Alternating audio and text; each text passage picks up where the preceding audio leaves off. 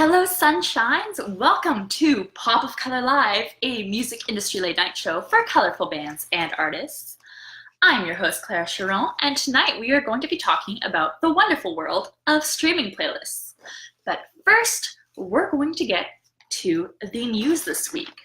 Let me pull up my notes. I feel like a total front desk journalist. Let's do this. Okay. So first things first, social media platform Instagram has announced that they're collaborating with Spotify to now let Instagram users have the ability to link Spotify songs into their Instagram stories. So when followers check out a user's Instagram stories, they will be able to tap a Play Spotify button, and that'll open the Spotify app so they can listen to the song. Now, just to be clear, this can be any song you want to link in Spotify. But seeing as we're artists, it would be very helpful if you linked your own songs. This feature is soon coming to Facebook as well.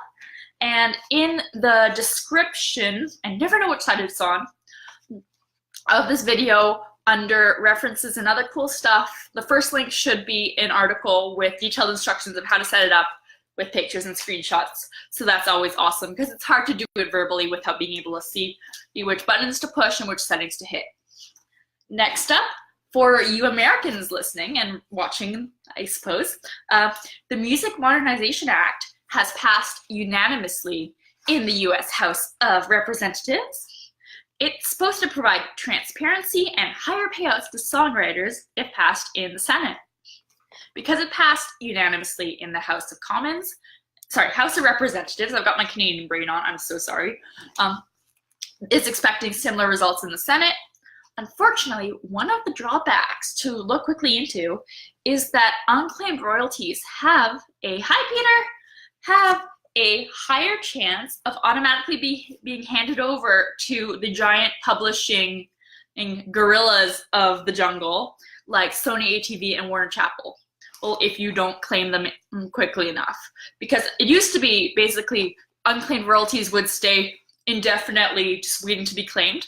But with the new update to the Music Modernization Act, there is a higher possibility that, say, after a year, after a couple years, if the songwriter has not claimed these royalties, they will just go automatically to the giant publishing companies run by the major labels. So if you have not signed up for your local performing rights organization, I would recommend that.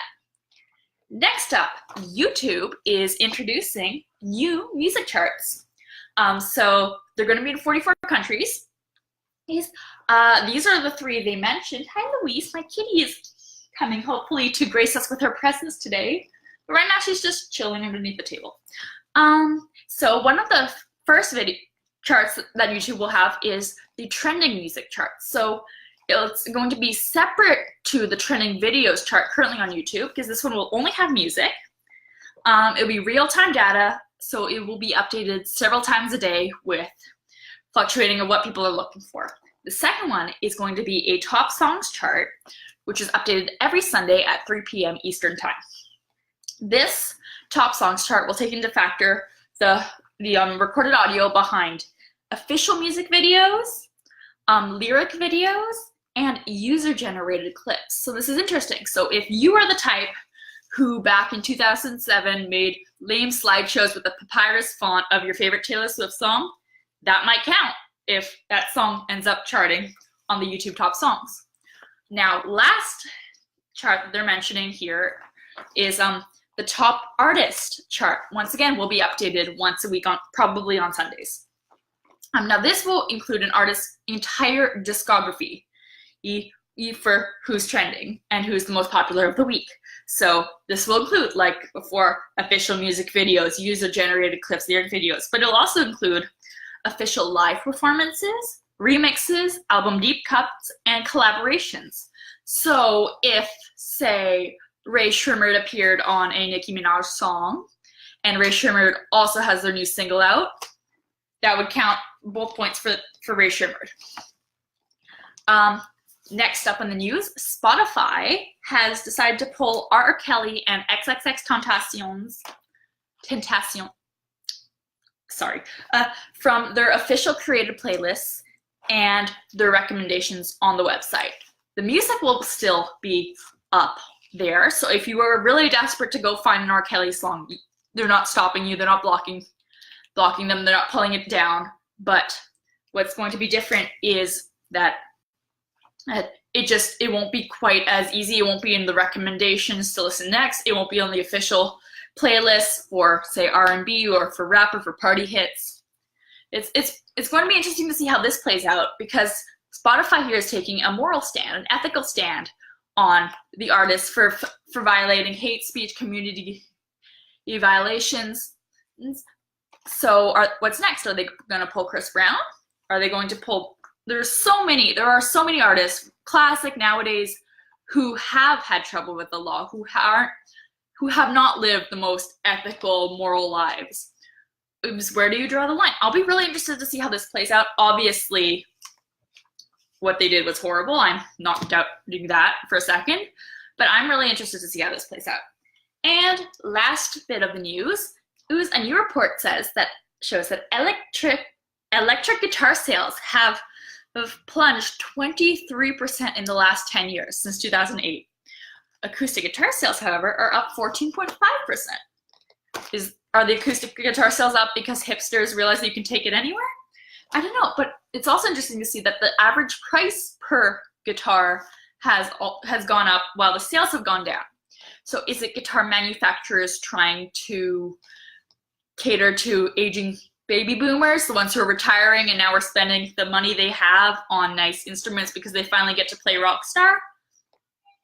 Yeah, last week, Joel, who was sitting on the couch, discussed Gibson's filing for bankruptcy protection. And is this connected? Well, we will see as it plays out. But it's also interesting to note that will this impact younger artists? So say the middle schoolers who aren't going to go for a top of the line guitar, but they just want a starter set to learn to play guitar. So I'll be interested to see how this plays out too. It's always fun to cover the news in real time because you never know how it's going to happen and then what's going to happen. I love being on top of the stuff, so I will keep you updated if you keep on watching. So now, on to the main feature, the wonderful world of playlists. So this is going to be kind of a playlist primer 101, but even the most seasoned people, I'm sure, will learn a thing or two from stats or from recommendations. So, what is a playlist?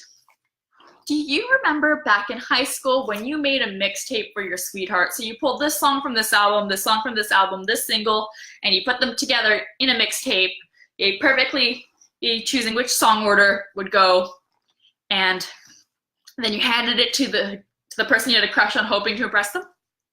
Playlists are the digital public version of that, happening over streaming services.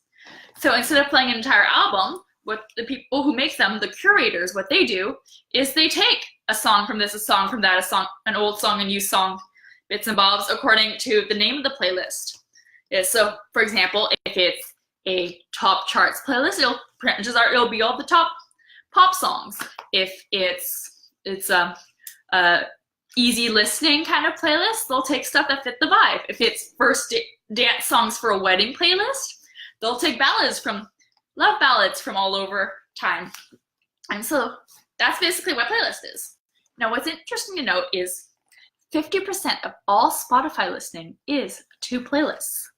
54% of music consumers say that playlists are replacing albums for them. So people aren't going, when a new song is released or when they're trying to choose what to listen to and listen to new music, they aren't going to see the new releases and they're going to click and listen through the whole album. They're going to go on a new release playlist or a playlist for a genre or a category or an event of their choosing, and they're going to listen to that. So mixing different artists together as opposed to an entire album with its deep cuts, with its singles, with its storyline. So who can create a playlist? Well, this depends by platform. I'm going to cover Apple Music and Spotify because those are the two large players here. Apple Music playlists are created by their Apple Music employees as well as brands. So most of the top charts and the by genre are usually made by Apple employees, but then there's also, well, brands. So the Lululemon playlist, the Roots playlist. So clothing stores, or it's kind of like the vibe that they give, whether it be what they play in the store, or the vibe they want customers to take home, or the vibe, the brand that they want to show sonically. They would showcase that in a playlist. As if you are a hardcore yoga fan, and you live and breathe in a Lululemon store at your local mall, you would listen to the Lululemon playlist, because these would be the songs that their marketing team picks out that they probably play in the stores, that probably really showcase the brand and the values behind it and the lifestyle of their target, of their fan base, of their customers. Now, Spotify playlists are made by creators as well, but these creators can be anyone. So yes, they can be made, there are some made by Spotify employees. As referring to the news before, the Spotify employees who have the official playlist there have pulled R. Kelly and XXXTentacion off their playlists. But they can also be done by music bloggers, music distribution sites. I know Ditto Music I know has a playlist. My friend Melissa got a placement on there. I'm sure CD Baby has one too. I'm sure TuneCore has one as well. Labels have their own playlists, so you can bet that new music from Sony Country has their own playlist. I'm sure it's there, as well as anyone, a regular Joe who has a Spotify account can make their playlist. It's public, anyone can find it. You can follow playlists, just like you can follow artists to see every time they release something new. You can follow playlists too, so you can keep them in your account and have them updated. And so if regular Joe makes a playlist that his taste in creation, his taste in music is so impeccable that people start following it, you can bet that artists are going to take note. You can bet that their managers are going to take note, and you can bet that that's going to lead to more streams for the artist. Hopefully the playlist listeners are going to want to find out more about this artist and want to listen to more, and then go from the playlist to the artist's own discography to find out more.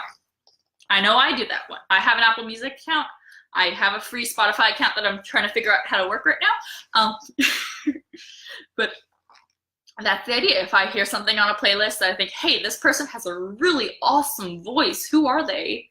I go and I listen to their EP. I go figure out who they are. Hi, Daniel. So, while we're talking about how playlists with lots of followings things get the attention of artists, but you'll also notice that, and this is really cool, but radio trackers, radio pluggers, these are the people who usually work at labels or who are hired by big management firms or artists who have saved up a lot of money to go to commercial radio stations and pitch, thanks for the offer, Pete, and pitch the songs, their artists that they're representing songs to the music director, to the program director.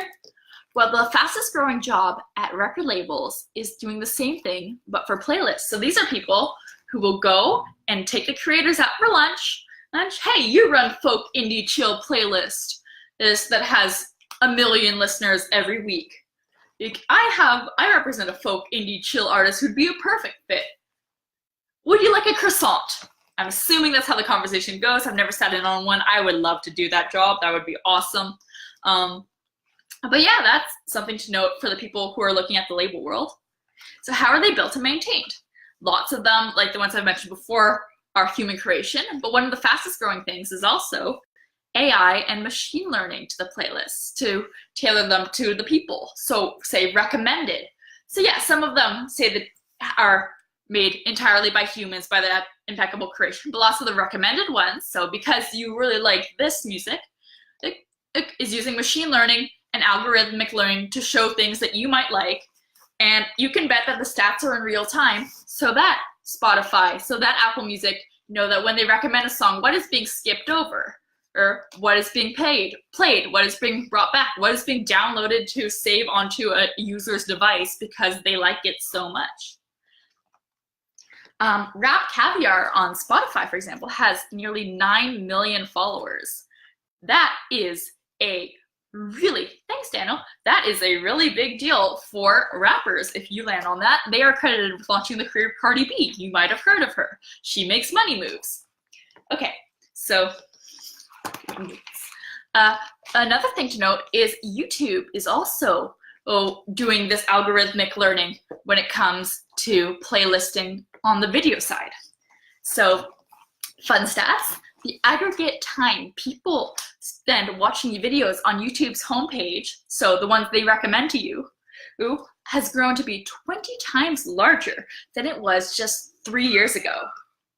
In May 2017, YouTube music ambassador Lyra Cohen said, "Do you know that 80% of all watch time is recommended by YouTube?" So that is its issue in its own right. I have written an article about it, how YouTube is still like, we can't pay the songwriters enough money because we're just a search engine, yet they're recommending the videos and acting like a streaming service. I'll go back and link it, but that's a completely other story in the world of learning, but I mean the world of playlists. But onto that, Apple Music's Chill playlist, launched just last year, uses a mix of human curation and by the editors at Apple and artificial intelligence to generate playlists for de-stressing, which is the most requested type of music from voice-over technologies such as Amazon's Alexa, Apple Siri. Like, Alexa, play me some music to chill. It goes straight to that playlist. If you land on that, if you get a feature on that, that is very, very good for you. But it also goes to show that voice-assisted technologies, such as your phone or your house, your Google Home, your Amazon Alexa, they're going to take over with recognizable keywords, recognizable names, descriptors for songs and for moods. One of the fastest growing, actually it's the fastest growing playlist, and the ones that are getting more popular, surpassing radio. Okay, let me try to explain this. Okay, so you know how radio has its format? So you've got the rock station, you've got the pop top 40 station, you've got adult alternative, you've got the oldies, you've got the indie rock, you've got the country station, you've got the classic country station. The most popular and fastest growing types of playlists these days are ones that are based around occasions and moods as opposed to specific genres. So living the single life and loving it would be some kind of a playlist, just like the chill playlist. You want to relax. First dance songs for weddings. That would be a playlist that sets you in the mood, no matter what the genre is. So if you are an artist who can't really define yourself by a genre right now, chances are this might be a very good evolution in the music industry for you. Because if you're a little bit of indie, a little bit of rock, a little bit of punk, a little bit of reggae, whatever, and you can't categorize yourself, so you've been putting 10 different genres in your bio, this might be a good fit, because now that playlists are really gaining traction by being specific on the mood, on the feeling, on the vibe, you've got a spot better than trying to land on the reggae, on the indie, on the whatever it is I said playlist. So here are a few extra tips and tidbits and facts I found on playlists before we wrap up this episode.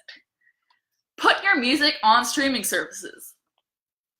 Might seem obvious. There's someone who should be watching tonight, but he's got a gig, and I will send him the rerun. He knows who he is, who is not on streaming services right now, but really should be.